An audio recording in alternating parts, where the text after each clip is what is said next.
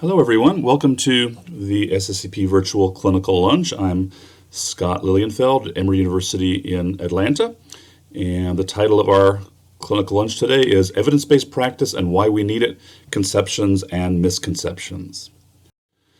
So today's virtual lunch is going to be a bit different perhaps from some of the other ones you may have listened to, in that this talk will be largely, although not entirely data-free. It's actually going to be much more of a conceptual talk, and in particular, I'm going to be providing us with something of a bird's eye view of the field of clinical psychology, clinical science in particular, the science-practice gap, and what we can do about bridging that gap by promoting evidence-based practice. So here's a little roadmap of where I intend to take us today over the next 35 to 40 minutes or so. First, going to talk about what evidence-based practice, EBP, is, what it is, and just as importantly, what it isn't. I'm going to talk a bit about survey data. This will be the one part where we sprinkle a little bit of evidence that's data-based on psychologist resistance to EBP, again, evidence-based practice. I'll then spend probably the bulk of the talk talking about some sources of resistance to EBP, both on the part, by the way, of researchers as well as on the part of practitioners, and then end with some constructive recommendations for moving forward. One awkward thing I should tell you about these virtual lunches, if you've never listened to one of these before, is I can't see you and you can't see me, so I thought perhaps you would want to see what I look like. That way you can keep my face in mind, maybe make it a bit more realistic. So here's a picture of me. So that's me. That's what I look like. And oh wait, I'm sorry. No, that's the wrong picture. I'm sorry. That's me. Although there is, I think, some perhaps subtle resemblance there. In any case, that's a picture of me. You can keep that in mind. That way, you can almost imagine that I'm talking to you, and I can almost sort of imagine I'm seeing you guys. So the science practice gap is the deep divide between research and clinical practice, and we'll talk a bit about that gap and how it manifests itself in terms of attitudes toward evidence-based practice. The question becomes, how do we better build that and bridge that large gap? Are there some ways in which researchers and practicing clinicians can come forward? Are there some things that both groups can do to better promote EBP? And I think the answer is yes. So we want to think of evidence-based practice, EBP, as something of a three-legged stool. You might want to burn that image in your mind because we'll come back to it periodically throughout the talk. And when I see a three-legged stool, what are the different components of that stool? Well, we can think of EBP as reflecting the best research evidence available on the process and outcome of psychotherapy research, combined with patient values and preferences, and clinical experience and expertise. So EBP lies at the nexus of those three different legs of that three-legged stool. There is some controversy about how to weight these different aspects of EBP. My own view is that the best research evidence should be accorded the greatest weight. The American Psychological Association has not taken that stance, although the Canadian Psychological Association does, in my view. We can think of EBP as the best research evidence really being given priority, but being sure to integrate that evidence with patient values and preferences as well as clinical expertise. And evidence-based practice is not a thing. It's not an accumulated body of knowledge, although it's often talked about that way, as we'll see. It's really more of a process, and it's really a process for questioning, data acquisition, and data implementation. So we really want to start with different questions about clinical problems, try to locate sources, evaluate that evidence, and then apply that evidence. And it's really a circular process in which questions lead to answers, which in turn often lead to different questions. So I'll probably get myself in trouble by saying this, but if your clinical supervisor is not encouraging you to look for the best available evidence for what works for different clinical problems, you will want to show him or her that slide and encourage him or her to think of EBP really as a process rather than as a monolithic set of pieces of evidence bearing on what works and what doesn't work. Now, I mentioned some sources of confusion already, and one key source of confusion is that EBP, evidence-based practice, is not the same thing as ESTs, empirically supported treatments. They're easily confused because they're, after all, both three-letter acronyms beginning with E. ESTs, empirically supported treatments or therapies, are really only one operationalization of one leg of that three-part stool that I've shown you. But some surveys suggest, including one I'm showing here from 2007, perhaps things have improved since then, I don't know, but among clinical psychology grad students, only 18%, I should phrase that differently, 18% referred only to ESTs when asked to describe the research evidence for EBP, more or less treating those as synonymous. But again, they're not synonymous. EBP is more of a process of applying the best available research evidence, which can often include ESTs, to clinical practice conjoined with patient preferences and clinical expertise. When I say that we need to incorporate the best available research evidence, what do I mean? Well, we can think of that research evidence, that prong by itself, as a hierarchy, as a pyramid, with systematic reviews, including meta-analyses at the top of that pyramid, followed by randomized controlled trials, cohort studies, case control studies also, by the way, although not shown here, quasi-experimental studies and so on, all the way down to editorials and expert opinion. If I had my druthers, actually, I would take that last rung out, editorials, expert opinions, for reasons I can share with you later. But be that as it may, as we ascend up that pyramid, up that hierarchy, we are getting ostensibly better and better data. We're ostensibly getting data that removes or minimizes, in many cases, different sources of inferential error. It's not, by the way, by any means the case that systematic reviews are in any way final. We know that meta-analyses are themselves provisional. Science, by its very nature, is provisional. But by the same token, as we move up that pyramid, we are ostensibly removing more and more, or at least minimizing more and more different sources of error, and hopefully getting us a little bit closer to the truth about what actually works and what doesn't.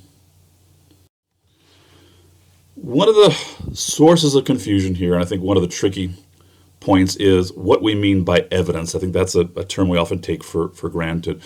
As EBP has become popular, many purveyors of psychotherapy, including, I would argue, questionable, maybe even pseudoscientific therapies, are beginning to insist publicly that their techniques are evidence-based. And who can blame them? Evidence is and evidence-based. It's kind of like mom and apple pie. Who can argue with it? Everyone wants their technique to be evidence-based. So lots of purveyors of these treatments, including those that I think are rather dubious, are claiming the mantle of evidence-based practice. Are they right to do that? Well, it really depends, I think, on the meaning of evidence. I think that's a tricky word. So here's one example, something that was in my mailbox a few months ago. Proponents of a technique called root drumming systems claim their technique is evidence-based, claiming that by rhythmic drumming you can improve mental health, achieve success, get people off drugs, and so on. This little internet ad, of course, doesn't tell you that there's no controlled evidence that this technique works or is effective, yet they're claiming it's evidence-based. Are they lying? Well, no, I don't think they're lying. I think they're really talking about, in essence, a particular way of thinking about evidence, and to understand two ways of thinking about evidence, we in turn have to go back to really the meaning of empiricism. Empiricism just means based on observation, any kind of method that's based on looking at the real world, looking at experience.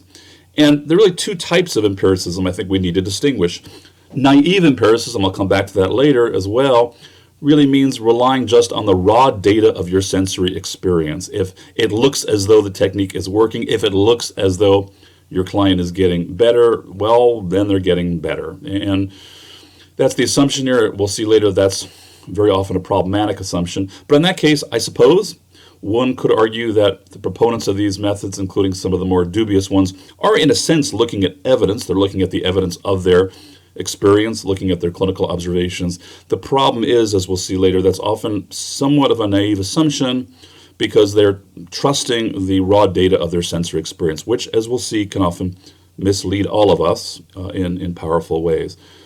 Instead, I think we have to turn to better understand evidence-based practice, systematic empiricism. Yes, that's also looking at observation, but it's observation that has been finely honed, refined by the tools of research methods that help to control and eliminate for different sources of error. So when we're talking about evidence-based practice, really we should be talking not about just naive empiricism, the raw data of what we're seeing in our clients, but instead systematic empiricism, that is looking at findings that have helped us to control for different sources of inferential mistakes, which we'll talk about very soon. I mentioned some sources of resistance on the part of many people to EBP. I think sometimes our field has been a bit too quick to dismiss those sources of resistance and just plow ahead. I think that's really a mistake. I think to better bridge that science practice gap, we're going to have to try to better understand why a lot of thoughtful, intelligent people may seem to be resistant to EBP. I'm going to argue some of that resistance is perhaps due to misunderstandings of what EBP is. Some of it may also be due to different attitudes toward evidence. So there are a few surveys of practitioner attitudes toward EBP, and this is a bit of a tale of two sources of data. On the one hand, there clearly is some support for EBP among practicing clinicians. So in one survey by Borntrager et al., most seem to be moderately favorable toward EBP, but we're somewhat more skeptical of treatment manuals, and that's popped up in some other surveys as well. Survey by Caldwell et al. In the UK found that the overwhelming majority of therapists, actually 96%, perceived research as fairly or very relevant to their clinical practice. But there are some other data that seem to suggest considerably more ambivalence, or in some cases dislike of EBP. Stewart and Chambliss in 2007 performed a survey of over 500 members of APA Division 12, that's the Division of Clinical Psychology. These respondents expressed only modest agreement, 3 or so on a 7-point scale, that controlled research on therapy is relevant to their practice, and they, by and large, rated the usefulness of research lower than their subjective clinical experiences or colleagues' advice. Ransom and Robertson did a survey of clients of therapists working in the eating disorder area. The therapists, on balance, rated clinical experience quite a bit higher than research in terms of informing their treatment selection, and research was about tied with compatibility with theoretical orientation, again suggesting that many or most clinicians tend to weight clinical experience higher than outcome research, higher than that leg or aspect of the EBP stool. Another survey in 2007 found that most clinical psychology graduate students are not especially enthusiastic about incorporating EBP into their coursework or clinical practica. So there's something we're doing wrong, perhaps, as educators about explaining EBP to our students, or at least not perhaps integrating it into our coursework or practicum in the way we should. So what's going on here? I would argue that something is not quite adding up in terms of the research on surveys of practitioners. There seem to be contradictory findings. So what is going on? Well, there's a mixed picture, and I think when asked about global attitudes toward EBP, most practitioners actually do seem fairly positive and open to learning about psychotherapy research, both process and outcome research. But when the rubber meets the road and they're actually asked, what specific sources of evidence do you use when selecting treatments, most rate research lower, in many cases quite a bit lower than other sources such as clinical experience, clinical intuitions, word of mouth, informal advice. Some of that comes from another survey of social workers. So what are the different sources of resistance to evidence-based practice, and how can we best understand them?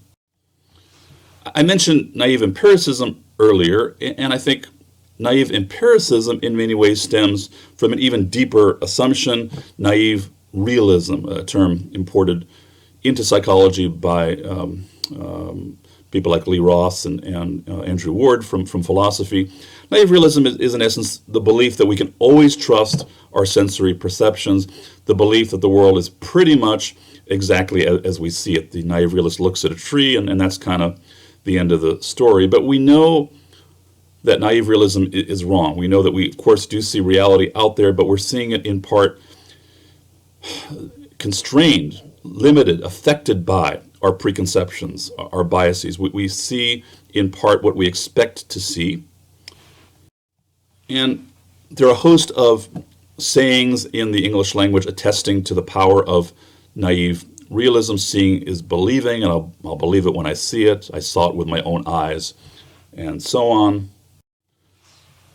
Groucho Marx famously asked, who are you going to believe, me or your own eyes? The naive realist, of course, is going to believe his or her own eyes most of the time.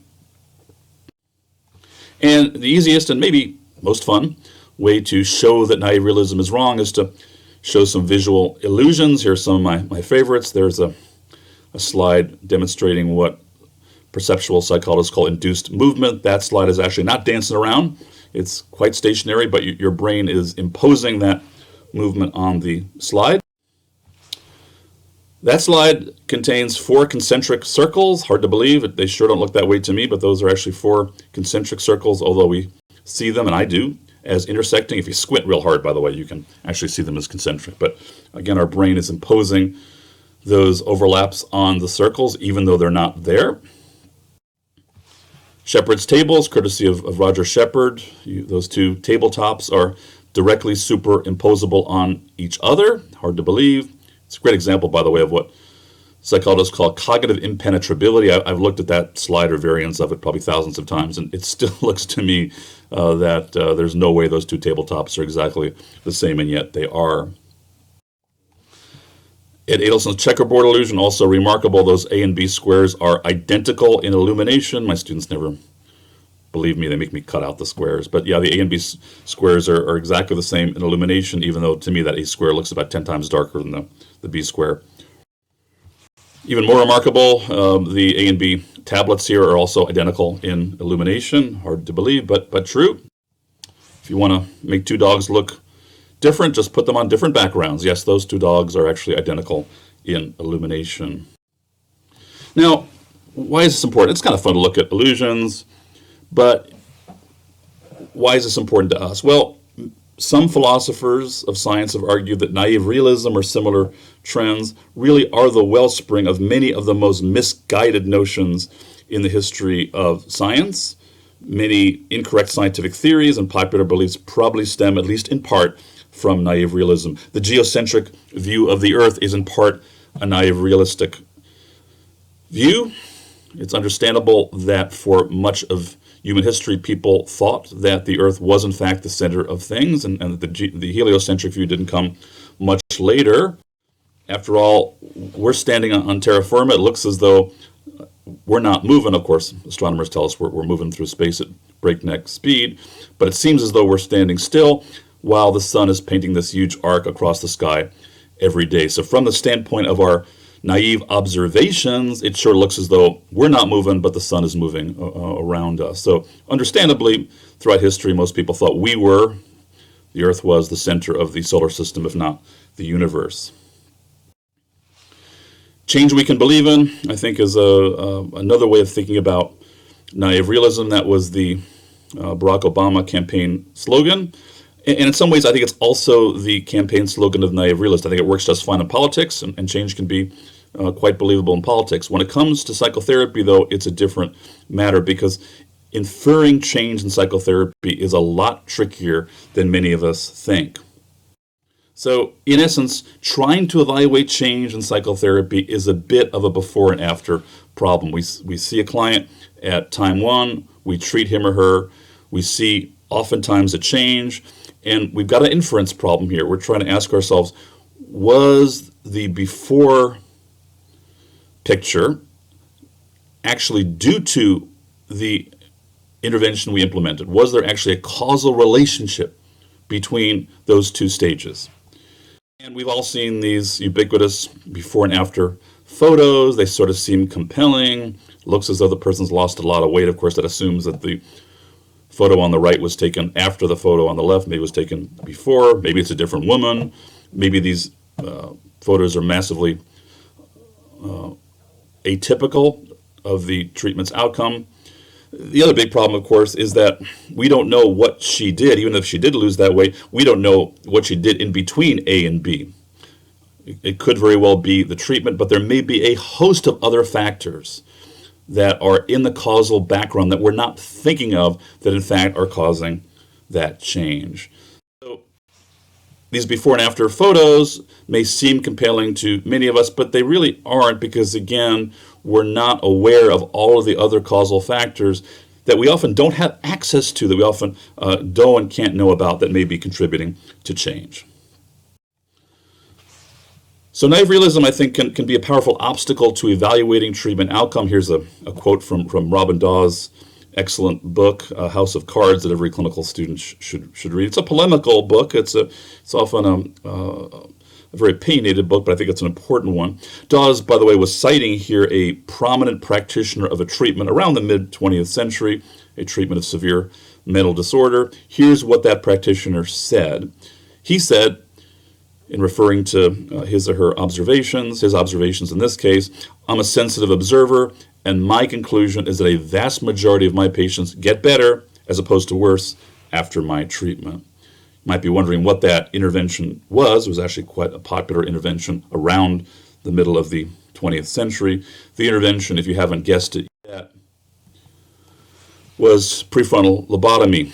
That is the person who made that statement, Walter Freeman on the right, administering what was often called an ice pick version of the prefrontal lobotomy. About 40,000 patients underwent lobotomies during that time for severe mental illness. It was one of the great mental health disasters of the 20th century, a terrible tragedy. The treatment did not help patients. It made many patients quite a bit worse. But Freeman and many others were fooled. They either saw change when it was not there, or they misinterpreted change when it was there. In essence, they were naive empiricists. They were also naive realists. They were relying solely on the raw data of their sensory impressions. As a consequence, they were fooled, and fooled badly. And they were not the only people who were fooled, by the way. The Nobel Committee in 1949, which awarded Egas Moniz, the Portuguese neurosurgeon, who was the primary person responsible for popularizing prefrontal lobotomy with humans that had earlier been done on non-human primates, they awarded him the Nobel Prize for Physiology and Medicine. A lot of bright people can and have been fooled throughout the history of psychology, medicine, including psychiatry and neurology, by their raw impressions.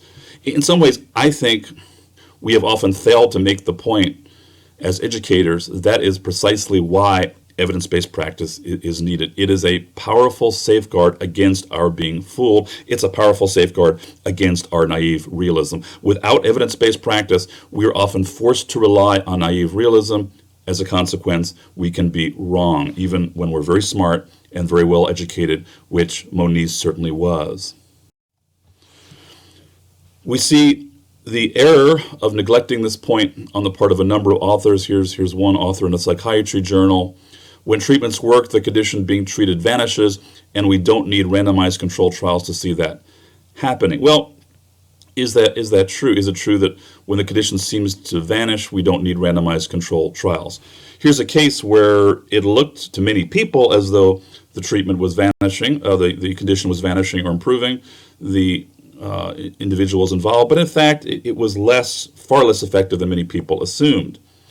The treatment in this case, if you want to call it that, is scared straight. This is an intervention still actually quite popular in some settings, in which individuals are, and these are usually at-risk adolescents, for example, who maybe have gotten into some kind of trouble. These individuals are brought to jails or prisons, exposed to incarcerated individuals, in an attempt to scare them straight, an attempt to expose them to the life of crime that they might, in fact, engage in if they're not careful.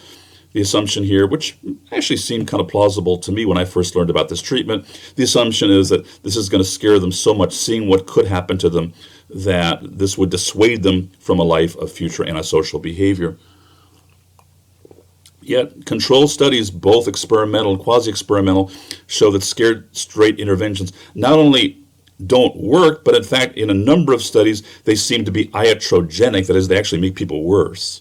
So a lot of people thought that this intervention was working, that the individual's initial antisocial behavior was decreasing, but in fact, it was not. Without randomized controlled trials or other kinds of controlled interventions, again, one can be fooled, as many advocates of scared straight interventions have been over the years. Here's a producer, actually it was a scared straight documentary a number of years ago, who was asked about the evidence. He was more or less asked, well, how do you square what you're doing with the research evidence which shows that scared straight programs usually actually increase the risk of criminal behavior, antisocial behavior in kids. What he said, I think in fairness to him, this is a fairly common response in these kinds of cases. I'm seeing the improvement in these kids with my own eyes. I'm there for every one of those shoots. Again, without EBP, we're going to be fooled. I think another main reason we're fooled, in addition to naive realism, is that we humans are pattern-seeking organisms. We see cause and effect almost everywhere, even when it's not there. That's by and large an adaptive tendency. And in some cases, it's just kind of fun as it is here. But in some cases, we're actually seeing patterns, in some cases causal patterns, that are not actually present. Our brains very quickly draw these kinds of connections. One of the ironies of this slide, by the way, is if there was any sport in which having a really long arm would not be helpful, it's soccer. But our brains forge these kinds of connections, even though they are illusory. We so quickly see connections between cause and effect, see associations between unrelated or among unrelated stimuli. Again, that's not always a bad thing, but it can fool us because we may see a connection between the treatment and the outcome, even when it's actually not there, even when it's imaginary, what Lauren and Gene Chapman called illusory correlations. As I mentioned earlier, a variety of other causal factors can lead us to be fooled when we are trying to evaluate treatment. One, for example, is the well-known placebo effect, the idea that the mere expectation of improvement can lead people to improve, perhaps from the installation of hope and remoralization. By the way, the placebo effect is not always a pure artifact, especially in psychotherapy. Probably part of psychotherapy works by reinstalling hope. But the problem is we can sometimes think that the intervention that we are interested in, the specific intervention we are testing, is working, when in fact the result is merely due to the mere remoralization, the installation of hope that would be induced by almost any effective treatment. What goes up must come down, and vice versa, by the way. We also know that a good deal of treatment improvement is actually due to regression to the mean. Extreme scores tend to regress back to their natural mean on retesting. So as a result, especially for episodic conditions, which tend to change over time, if we merely wait a while, for example, if someone is having panic attacks, which tend to be episodic, we wait a while, even if we do nothing in many cases, probably most cases, that condition will improve. It may have nothing to do with the treatment. In a paper a couple years ago, my colleagues and I outlined a number of what we called causes of spurious therapeutic effectiveness, CSTEs. We actually outlined about 25 of them, but I've listed 10 of them here. I've listed the first two that I've mentioned already, placebo effects and regression to the mean. Let me say a bit about a couple of the others very briefly. Novelty effects, we know that oftentimes, and I think they're related to placebo effects, oftentimes the mere fact that we're getting a new treatment, a treatment for the first time, may activate us, may get our hopes going. We know from surveys and data that a good deal of the improvement in psychotherapy occurs between the initial phone call and the first session. Multiple treatment interference plays a big role in weight loss treatments, such as those ubiquitous before and after photos we saw, but it also plays a role in psychotherapy. Very often when people are obtaining psychotherapy or decide to seek out psychotherapy, they do other things as well. They may seek other treatment providers, they may go to their priests or rabbis or others, they may get to talk to friends more and so on. In those cases, there are lots of moving parts. It can be very difficult to know what's causing what. Demand characteristics can, which are the fact that clients will often tell their therapists what they think their therapists want them to hear, can often lead to the spurious appearance of improvement in its absence. Stark Hathaway, the major developer of the MMPI, talked about the hello goodbye effect in psychotherapy. Therapists often portray themselves as worse off when they start treatment, better off when they end treatment.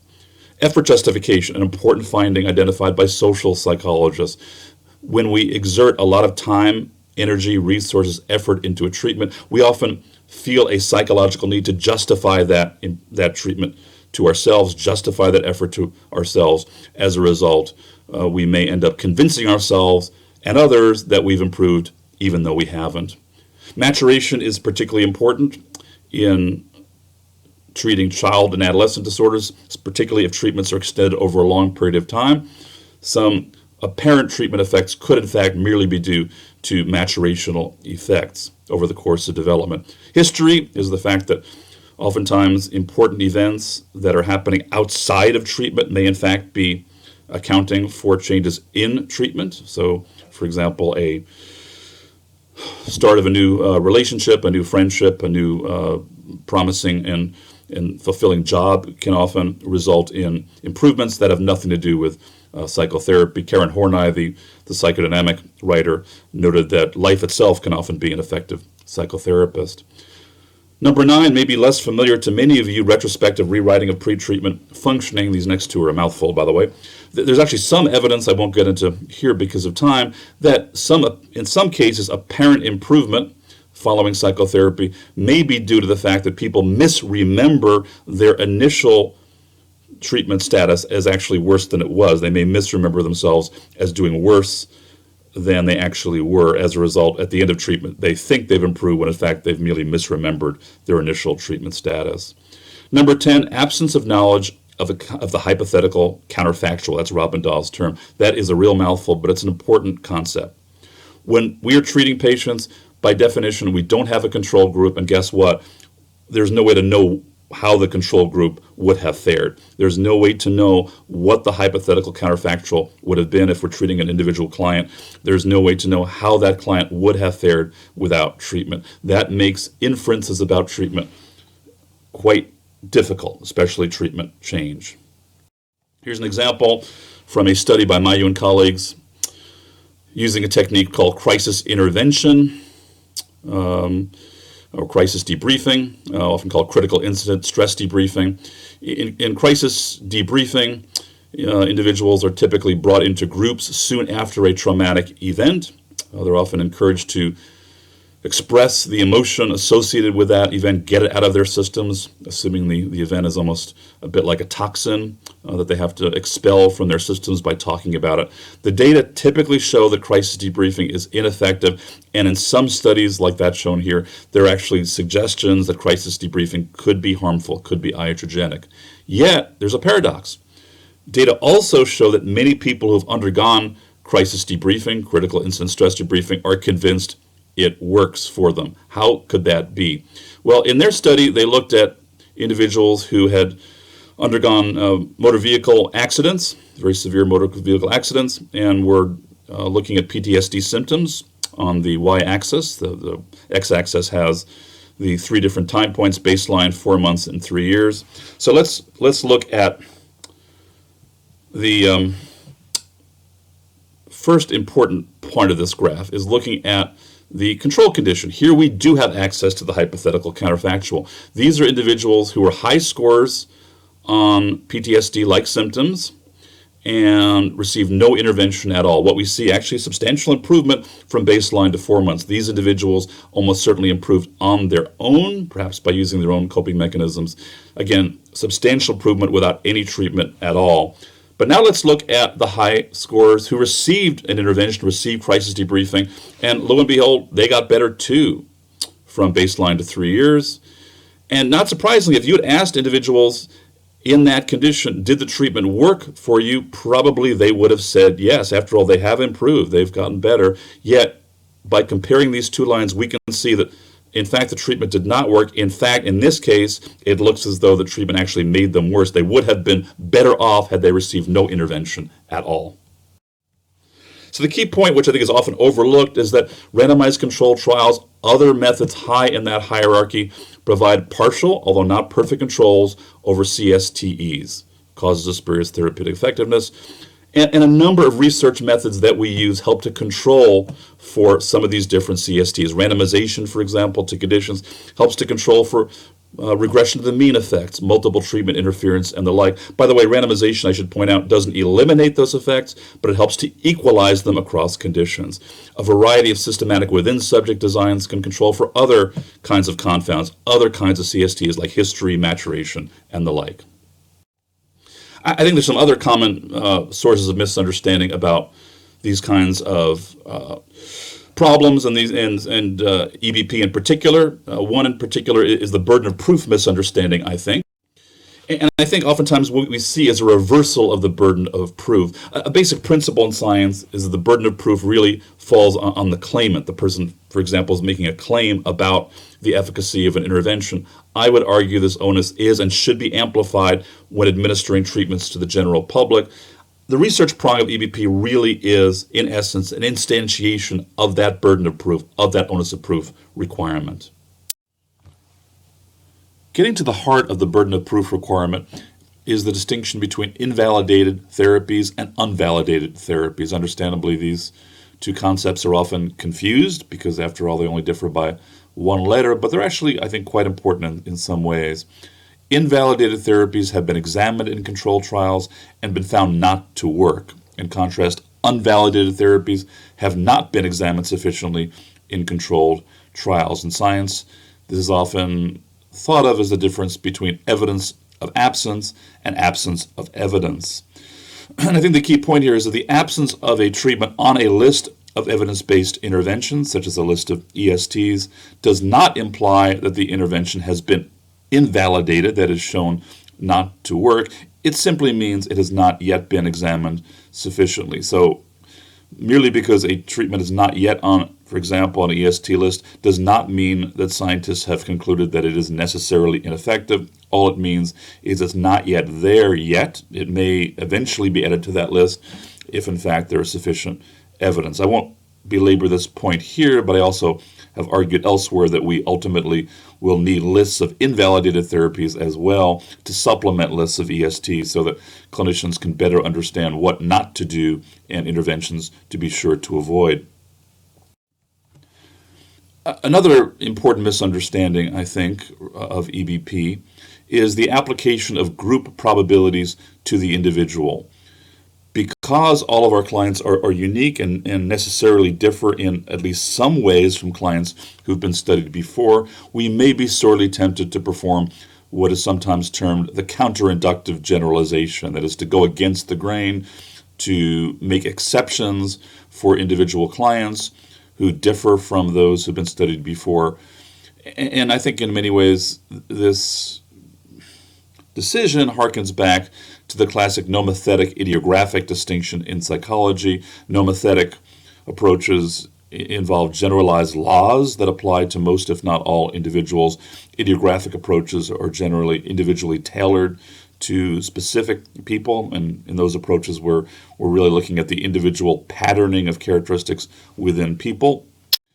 And Paul Meehl, back in 1954, wrote a classic book, Clinical versus Statistical Prediction, in which he famously argued that statistical or actuarial approaches based on pre-existing data almost always do at least as well, if not better, than clinical approaches. That is, when we have pre-existing data based on outcomes, it's almost always better to go with the formula rather than simply use our heads. And I think in many ways, the issues here regarding EBP come down to something very close to a clinical versus statistical prediction problem. In the case of evidence-based practices, we have data. Are they perfect? By no means. But we do have good outcome data in most cases. The question is, should we typically rely on those outcome data, or should we instead be willing to simply go with our intuitions and our heads and overrule the existing data? It's not as easy a problem as I think many people think. But I think ultimately the key issue is here. I think the temptation is to say, well, I've got a unique individual in front of me. The previous probabilities, the previous data don't apply to that individual. But that actually is a logical error. Groups are, of course, necessarily composed of individuals, so group probabilities mathematically and logically do apply to individuals to at least some extent. Meehl talked about the broken leg problem, and I think that the issue here is that just about all of us tend to identify too many rare exceptions to empirically established guidelines. That problem, by the way, is so named because Meehl was giving the hypothetical example of trying to predict whether someone would go to a movie on a particular Friday night. Imagine you had data on the likelihood that they would attend that movie. They'd previously gone to movies almost all over Friday nights, and other predictors seemed to be pointing strongly to their going to the movie that Friday night, the odds may be 99%, but you learn suddenly that the person in question had broken his leg the morning before and can't even fit into a seat in the movie theater. In that case, of course, you would be foolish to go with the formula and not override it. So, of course, there are going to be rare cases in which one should, and in most cases almost always must, override the formula to act scientifically and ethically. But I think a better approach, rather than invoking broken leg cases, is to look to moderators, identified ideally through meta-analysis and other approaches, to identify specific subgroups of people who have been found to respond differentially to different interventions. So I would argue that the default should be, in fact, to rely on the research prong of EBP, that is previous data, unless there's an extremely clear broken leg exception. I have to say I sometimes have a hard time trying to conceptualize what such an exception would be, but I think in most cases it probably would involve something like previous data that the person had never ever responded to the intervention in question.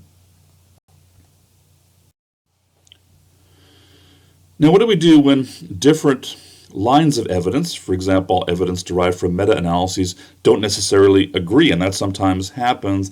The temptation here might be to throw up our hands and just go with our intuitions. And in fact, there was a recent article showing that sometimes data from medical meta-analyses don't always agree. I think this highlights the need for all of us to be critical consumers of the literature. There are times in which meta-analyses may not always provide the same exact answer. There, of course, we have to be a little more tentative and humble in our clinical selection of treatments. But by the same token, I think we have to avoid the temptation to think, gee, because there are two meta-analyses that don't give exactly the same answer, we should go simply with our heads and ignore the previous data. In those kinds of cases, the onus is on us, I think, to sort through the data and try to make as best a decision as we can about what the evidence shows. So where does this leave us? Let me close with some constructive recommendations. I think there's a pressing need for more journals, workshops, other kinds of resources to bridge that science practice gap and to emphasize pragmatic, practical implications for clinicians. I don't think we've often done as good a job of disseminating research to practicing clinicians who are understandably extremely busy and may not have time to keep up with the research literature. We instructors, I think, all need to do a better job of explaining why EBP is essential. I think we've typically adopted in our education a protocol-driven approach in which we more or less assume that certain treatments are effective. We don't really explain why EBP is necessary, and we simply teach students those protocols. There's no question that knowledge of those protocols is important, and we should be teaching students how to deliver evidence-based interventions. But I think just as importantly, if not more, we also need a rationale-driven approach in which we explain how EBP helps to control, minimize different sources of inferential error, and ultimately why we need to rely on research evidence, although it's never perfect. And I think going along with that, I think we need to teach students about how readily we, and notice I say we, not they, because I can be fooled too, we all can be fooled without the essential safeguards of EBP.